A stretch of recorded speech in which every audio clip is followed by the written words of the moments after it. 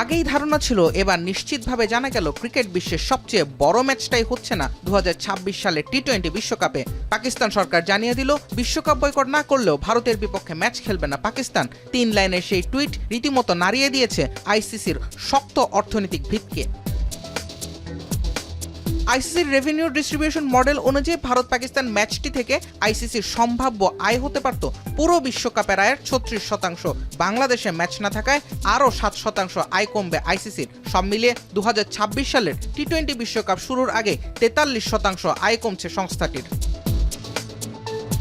এখানেই থামছে না আর্থিক ক্ষতি, বিজ্ঞাপনের দিক থেকেও আছে বড় ধাক্কা। 2025 সালের এশিয়া কাপের ম্যাচে অফিসিয়াল ব্রডকাস্টার সনি স্পোর্টসে প্রতি 10 সেকেন্ডের বিজ্ঞাপনে খরচ করতে হয়েছিল প্রায় 16 লাখ রুপি।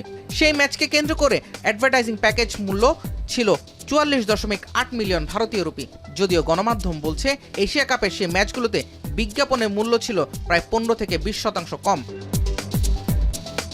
এছাড়া টিকিট বিক্রিতেও বড় ক্ষতির মুখে পড়তে হচ্ছে আইসিসিকে। 2026 বিশ্বকাপে শ্রীলঙ্কায় সবচেয়ে বেশি দামে বিক্রি হয়েছে 15 তারিখের এই ম্যাচের টিকিট। সব মিলিয়ে তাই বড় রকমের জটিলতা অপেক্ষা করছে আইসিসির জন্য। জুবায়ের আহমেদ, এখন। কালার এক্সপার্ট এবং ডার্ক জ্যাপ সমৃদ্ধ অরিক্স অ্যাডভান্স ডিটারজেন্ট পাউডার, আপনার লন্ড্রি এক্সপার্ট।